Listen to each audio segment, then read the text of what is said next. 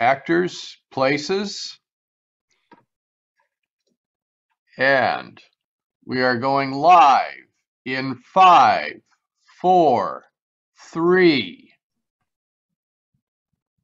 Petri Wine brings you Bob Rutan and Alan Dolderer in The New Adventures of Sherlock Holmes.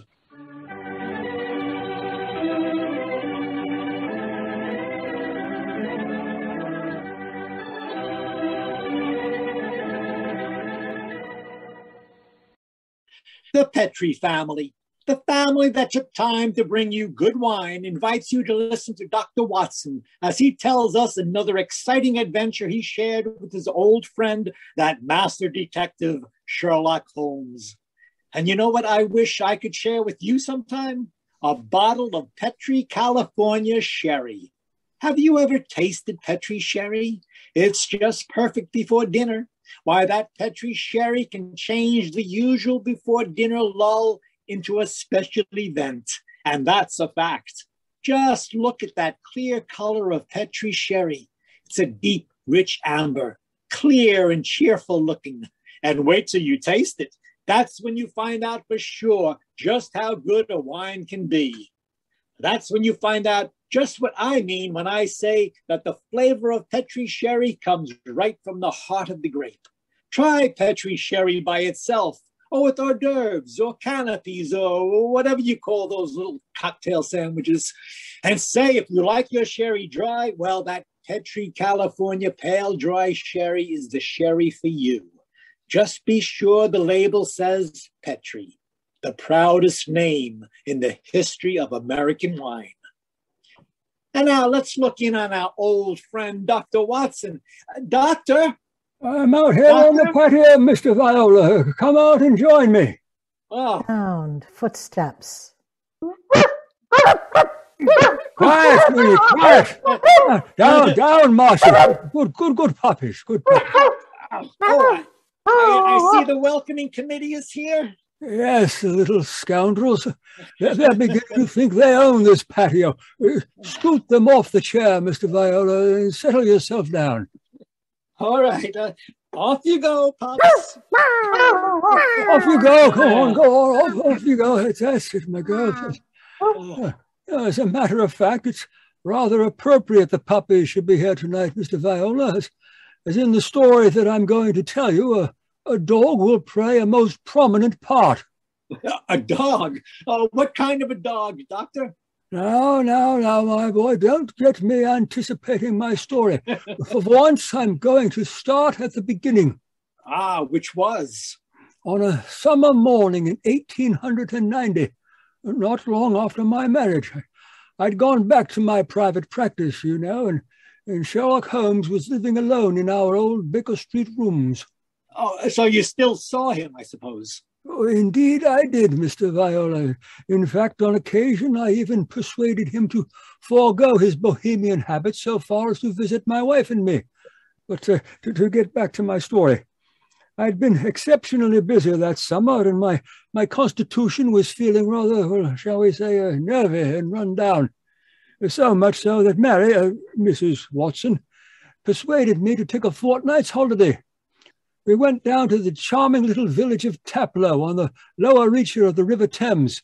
But as so often happens, the best laid schemes o' mice and men gang after gley.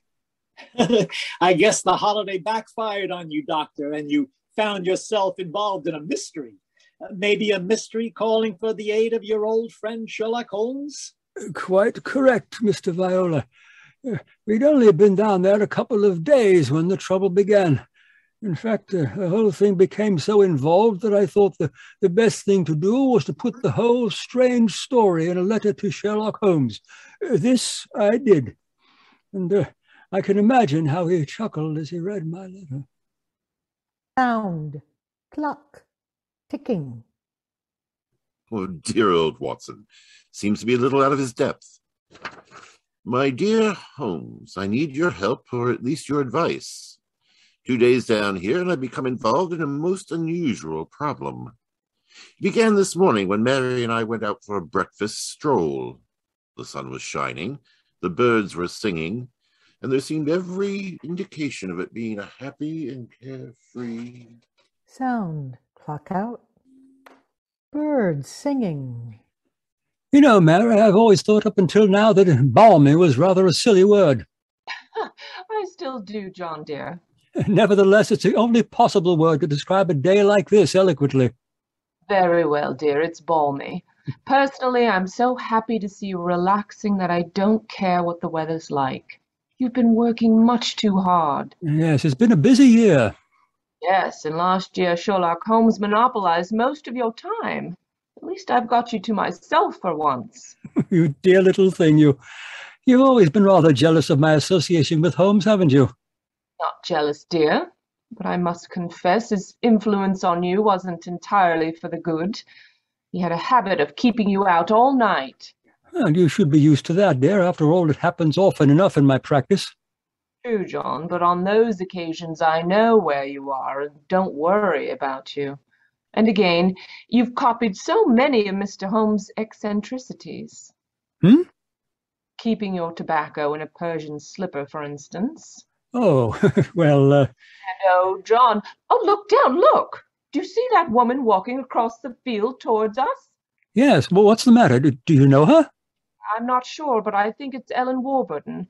I believe she does live somewhere near here. And who is Ellen Warburton? An old friend of mine. She's frightfully clever and advanced.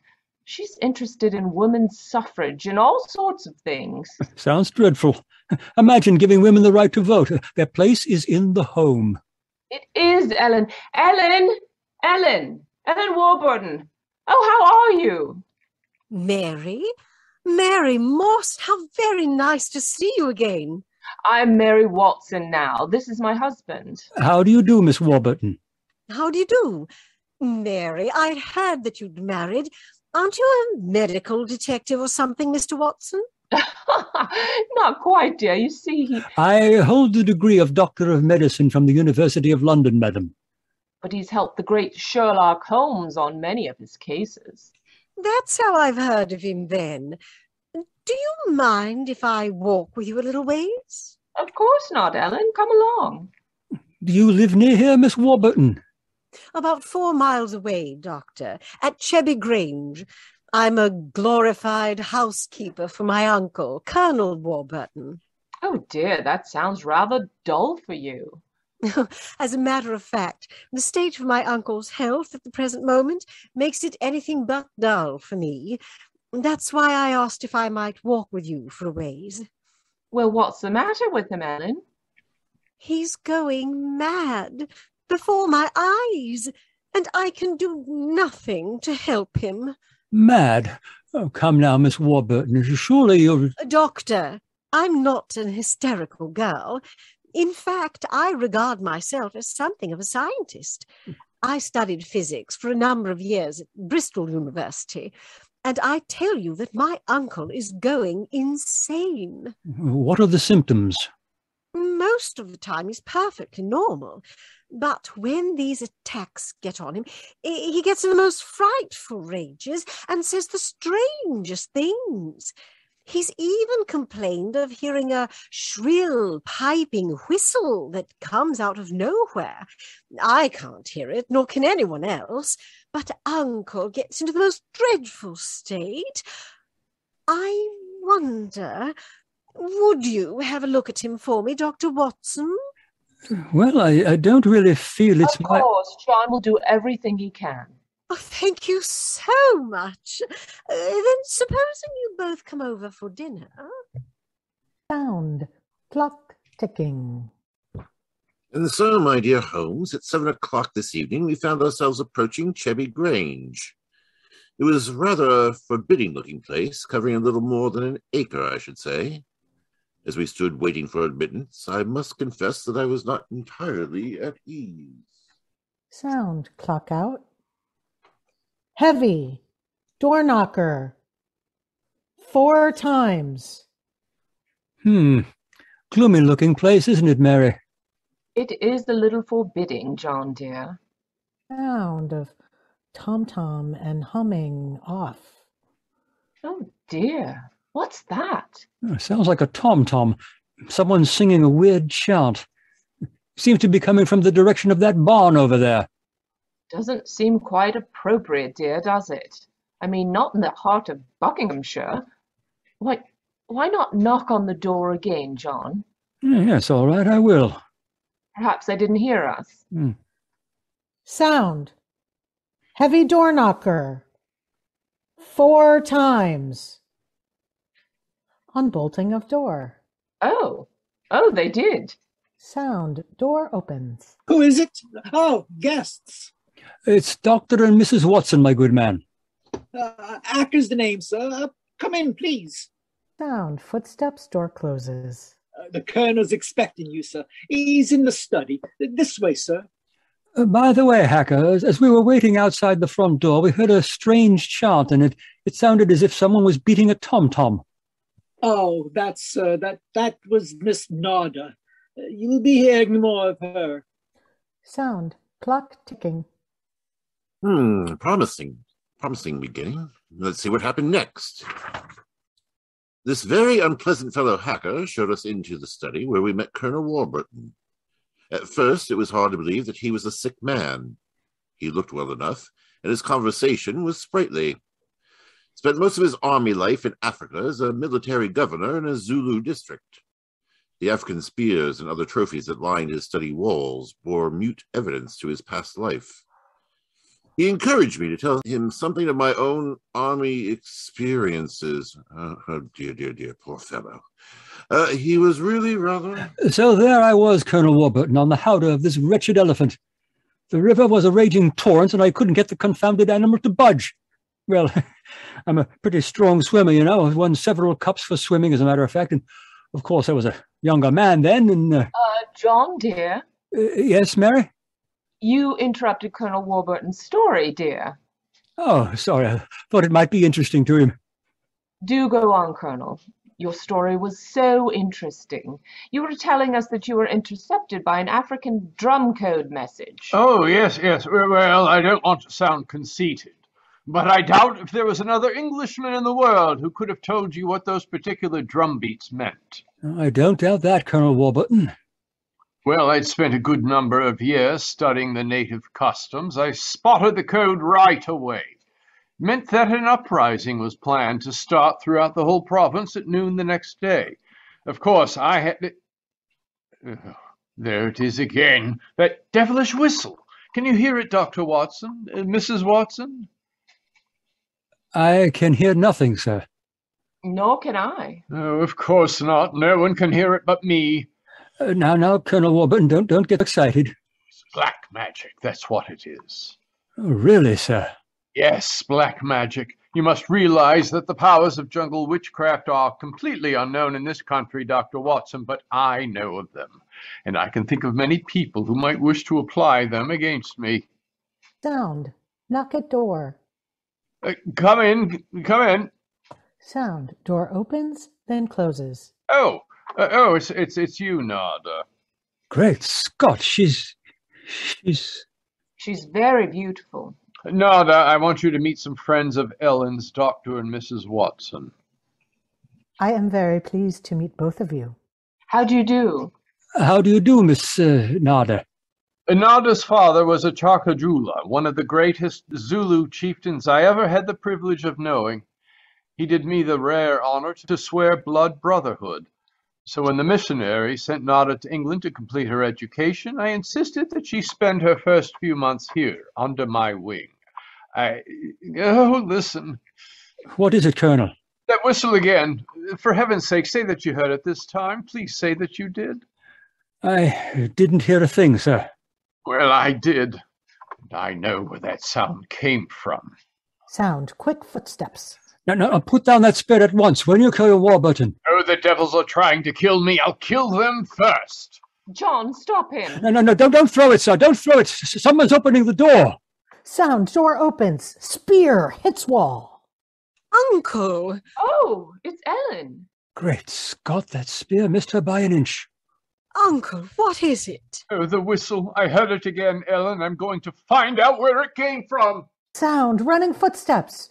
Door closes. Poor Uncle. Of course, you heard no sound. Nothing, Ellen.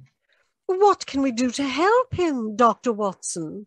Well, it's hard to say, Miss Warburton. I'm not sure that medical help is what he needs. He seems perfectly sane and lucid, except for these strange outbursts. But we must do something. I propose to, madam. As soon as I get back to the inn, I think I'll write to my old friend Sherlock Holmes and ask his advice. Sound. Clock ticking. So there's a problem.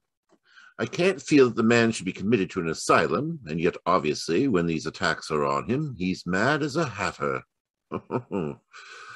Well, a fascinating problem, and one that calls for speedy action. I think a telegram to Watson might help clarify some aspects of the case. So let's see. Sound. Paper rustled and writing. Dr. John H. Watson, Red Lion Inn, Taplow, Buckinghamshire. I suggest that you ascertain one important fact. Does the Warburton household have a dog? Telegraph reply, Holmes. Upon my soul, Mary, that's a cryptic answer to my letter. Yes, dear, it is. I'm afraid Ellen will be disappointed. She's coming over to join us for lunch to see if you have any news. Oh, what on earth could dogs have to do with the case? I can't possibly imagine. There's Ellen now. Good morning, Ellen. Hello, Mary.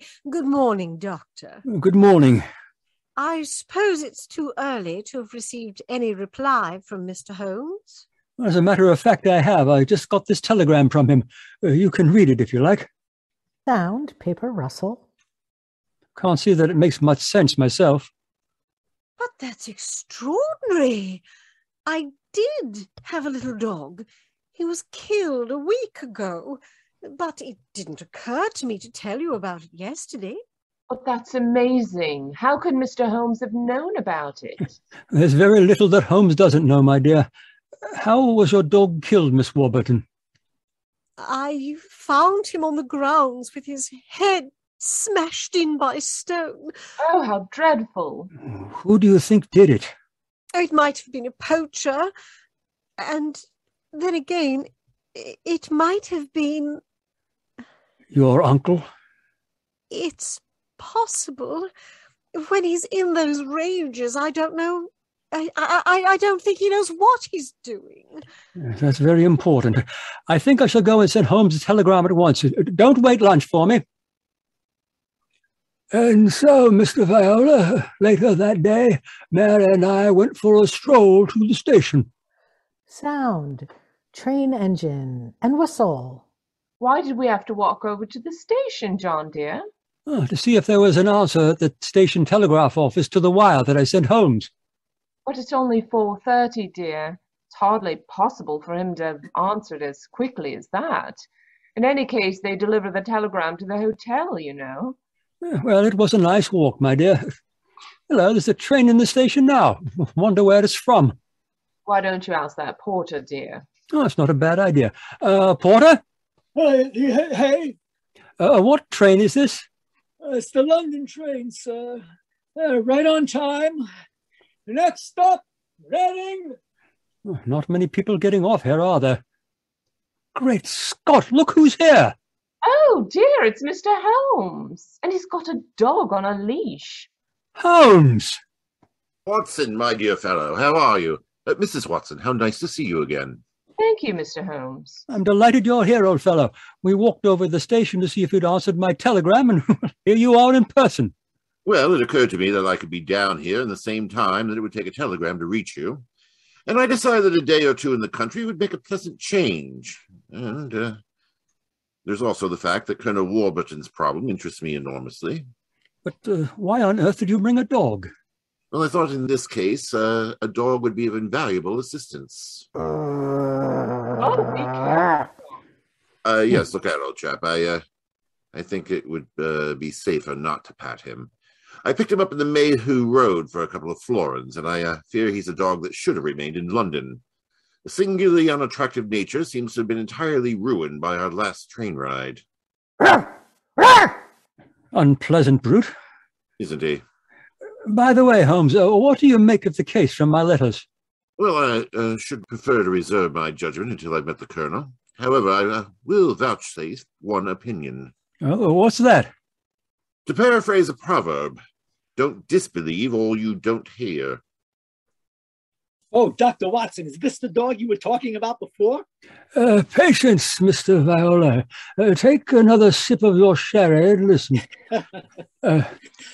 Holmes, Mary and I walk back to pay a call on the Colonel. Sound. Door knocker. 8 times. I can't think why someone doesn't answer. They can't all be out. Well, while we're waiting, I think I'll tie the dog up to this tree here. I don't want my arrival to cause too much commotion. Quiet. Quiet. Sound. Door knocker. 4 times. Don't you think perhaps we could try the door, John? Yes, certainly a good idea. Sound. Doorknob. Door opens. Hello, it's unlocked. Then let's go in, old fellow. Let's go in. Sound. Footsteps. Door closes. Colonel Warburton? Colonel Warburton? Ellen? Ellen? What was the name of that butler fellow? A hacker. Yes, that's it. Hacker? Hacker! House. The dog! Oh, what a fool I am! I should have left him out there! Come on! Sound. Footsteps. Door opens. Footsteps on grass. We're too late. Oh, the poor dog. He's been killed. Yes, the poor brute. Stabbed to death by one of the Colonel's spears. That proves it, Holmes. The man is mad. I think not, Watson. I think it proves that Colonel Warburton is a great deal more sane than some of the members of his household. You'll hear the rest of Dr. Watson's story in just a few seconds. Time for me to remind you that there's one secret every smart woman knows. Simply, good wine makes good food taste better. And by good wine, naturally, I mean Petri wine. Try a Petri wine with your dinner. If you want a wonderful red wine, try Petri California Burgundy. And if you want a perfect white wine, try Petri California Sauterne. And in fact, try them both. You'll agree, I'm sure, that next to your good cooking, nothing can do more for a meal than a glass of good wine, a glass of Petri wine. And now back to tonight's new Sherlock Holmes adventure, the story of Colonel Warburton's madness. Sound. Drum beats. And chanting. Footsteps on grass. Holmes, why are we heading for this barn? It seems to me we should be back at the house. Why, old chap? We found the house empty. Besides, I thought Shh, shh, shh. What is it? Listen. It's the same sound that Mary and I heard yesterday. Yes, and once more it's coming from the barn. Come on, Watson, but quietly. Sound. Footsteps on grass. Drumming gets louder.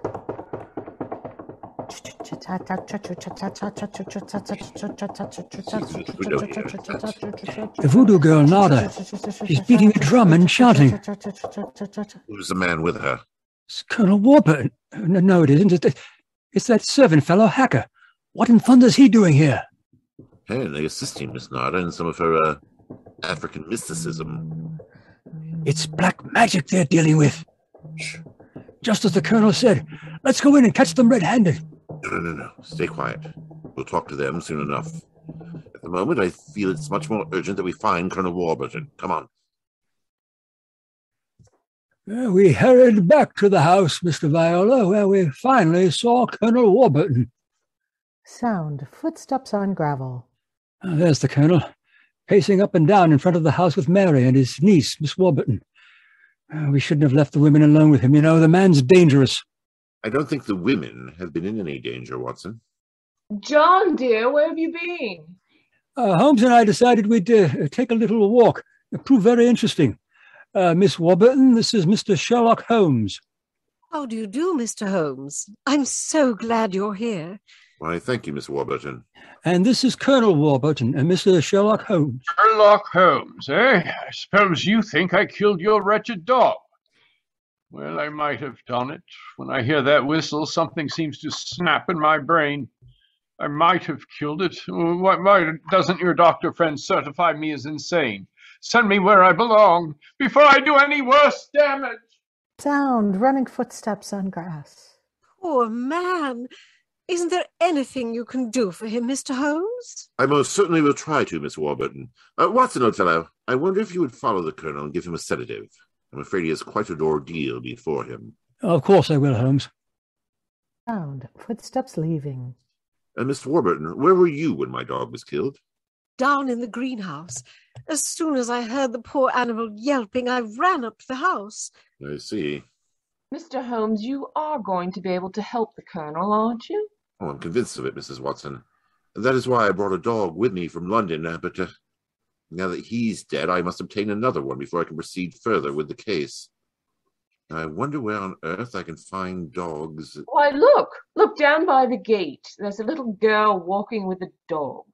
Well, that's Sarah Entwistle, the daughter of our neighbours. Sarah, eh? Excuse me, will you, for just a moment? Sound running footsteps. Sarah! Sarah! Yes? Sarah, Sarah, my dear, what a pretty dog you have. What's his name? It's her. Her name's Boojum. What's your name? Holmes. Sherlock Holmes. Sherlock? That's a funny name. Yes, yes it is, isn't it? Now, look here, Sarah. Here's a nice, shiny half-crown for you. Why are you giving me money? Well, because I love dogs, and I want to borrow... what did you call her? Boojum. Boojum, yes. I want to borrow Boojum for half an hour. Why? Well, I want to play with her, Sarah. You can play with her here. She's awfully friendly. Yes, you see, I really want to take her for a nice walk. Why? She's just had one. Now look here, Sarah. It's a beautifully shiny half-crown. Mummy's told me I mustn't take money from strangers. But I'm not a stranger, Sarah. I'm a friend of Colonel Warburton's. Having trouble, Mr. Holmes? Yes, I am, Mrs. Watson. You see, I want to give Sarah half a crown for borrowing Boojum for a short while, but she doesn't want to do it. Sarah, does Boojum like bones? Oh, yes, loves them. We've got a lot of bones up at the house we'd like to give her. Have they got plenty of meat on them? Oh, plenty. She can have a wonderful feast, and then we'll bring her back in half an hour. All right. Go on, Boojum. Now, promise you'll bring her back in half an hour. Oh, we promise. Yes, Sarah. And Sarah, what about the half-crown? Well, I'll take it home and ask Mummy if I may keep it. Good. Goodbye. Goodbye. And take care of Boojum. Oh, she's a sweet little girl. Mr. Holmes, you're not going to expose Boojum to any danger, are you? Oh, none, Mrs. Watson. Otherwise, I shouldn't have borrowed her. I am convinced that Boojum will give us the answer to what appears to be Colonel Warburton's madness. A short time later, Mr. Viola, Holmes had gathered all the members of the household, with Boojum by his side. Now, let me see. We're all here. Miss Warburton, the Colonel, Miss Nada, Hacker, and the dog, Boojum, yes. Now, ladies and gentlemen, I propose to conduct an experiment.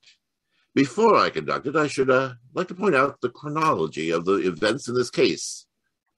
First, Miss Nada arrived here. Mr. Holmes, you're not suggesting... Please let me finish, Miss Nada. First, Miss Nada arrived here. Second, the Colonel first heard this mysterious whistle. Third, your dog was killed, Miss Warburton. Fourth, the whistling set in dead earnest. Colonel Warburton and Miss Warburton, doesn't that pattern suggest anything to you? No, I can't say that it does, Mr. Holmes. I don't see what you're driving at. Nor do I, Holmes. I wish you'd be more explicit. Very well, then I will. I shall now conduct my experiment. I want you all to watch Colonel Warburton and the dog, Boojum. Excuse me while I turn my back. Now. Oh, there it is again, that whistle. The dog heard it too. Great Scott, Holmes, what does it mean? It means that this wooden whistle in my hand is the answer to the mystery. The sound made by this cunningly designed instrument is above the normal range of pitch. You see, the Colonel has hypersensitive ears. But the dog heard it. Perhaps I should have said the normal human range of pitch. Then do you suppose that someone has deliberately been trying to drive the Colonel mad? Of course, Mary. That's why the dogs were murdered. Whoever it was knew that a dog would give the game away. It's not hard to guess who that someone is. Nada, this started when you came here. Is this your gratitude for the Colonel's kindness to you? Endangering his sanity with your evil black magic? That is not true. One moment, please, Miss Warburton. Miss Nada. Yes, Mr. Holmes. Dr. Watson and I watched you in the barn some 3/4 of an hour ago with Hacker. Were you engaged at that time in practicing any form of black magic? No. I was praying to my old gods to save the Colonel's sanity. And what were you doing there, Hacker? Don't tell me you were praying to old gods, too. I used to be a chapel-going man, sir, but I don't know. No harm in trying something new, I always say. In any case, why should Miss Nada wish to persecute the Colonel? It might be for some tribal revenge. Oh, that's ridiculous, Ellen. Her father and I were sworn blood brothers. Exactly, sir. Well, now it should be obvious who had a motive for making the Colonel appear mad. His niece and heiress. Oh, what do you mean? He studied physics, you'll remember, and could know about supersonic research. Possibly she was afraid the Colonel might leave his estate to Miss Nada, and so wished him to appear insane and thereby invalidate a new will. What? In any case, I found this whistle in a drawer in your room, Miss Warburton. Ellen, how could you? Why, I did it for your sake, to save you from Nada. She's just an adventuress, only you won't see it. Colonel Warburton, what action do you wish me to take regarding your niece, Miss Warburton? My niece? I have no niece, Mr. Holmes. Come, Nada, my dear. Holmes had done it again, Mr. Viola. That left just one promise to keep. Sound birds chirping. An amazing case, Holmes. Mary, wasn't it clever the way Holmes solved it? It was very interesting, dear. I was quite enthralled. And now, I think I shall return to London and let you two finish your holiday in peace. Before you do that, Mr. Holmes, there's one thing we should do. What, Mary? Boojum. We promised, you know. Yes, of course. I think the three of us might walk her home, but before we do that, I suggest we rummage through the kitchen. The kitchen? What on earth for? Bones, dear. Exactly. And bones with plenty of meat on them. Oh, Doctor, that was a swell story. And look, you mean there really is a whistle that only dogs can hear? I thought you'd ask me that question, so I've got one of those whistles to show you. There. Well, there's nothing unusual about it. Blow it, Doctor. Well, listen, Mr. Viola, if I want you to come quickly, I don't just have to whistle. All I have to say is, would anybody like a glass of Petri wine? And presto, there you are. Well, can you blame me? I know a good wine when I hear it, and Petri wine sure is good wine. It ought to be. The Petri family has been making wine for generations. As you know, ever since they started the Petri business, way back in the 1800s. That business has always been family-owned and operated. So just think of all the experience the Petri family's gained. They've been able to hand down from father to son, all they've ever learned about the art of turning luscious California grapes into fragrant, delicious wine. So whenever you're choosing a wine to serve before dinner, with dinner, or at any time, you can't go wrong with a Petri wine, because Petri took time to bring you good wine.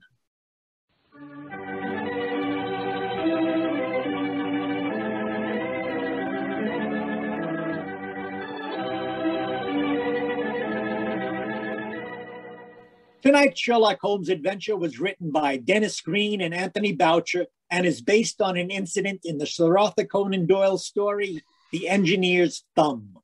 The Petri Wine Company of San Francisco, California invites you to tune in again next week, same time, same station. This is Steve Viola saying good night for the Petri family. Sound effects were provided by DeLisa White. And in the cast were yours truly, Steve Viola, DeLisa White, Michael Johnson, Rebecca Rowe, Annalisa Loeffler, with Alan Dolderer as Dr. Watson and Bob Rutan as Sherlock Holmes. Join us next time for more excitement and thrills on the W.W.O.W Radio Mystery Hour. Good night, America. Bye-bye and bye. Bye. Thanks, everybody. We're off the air. Bye.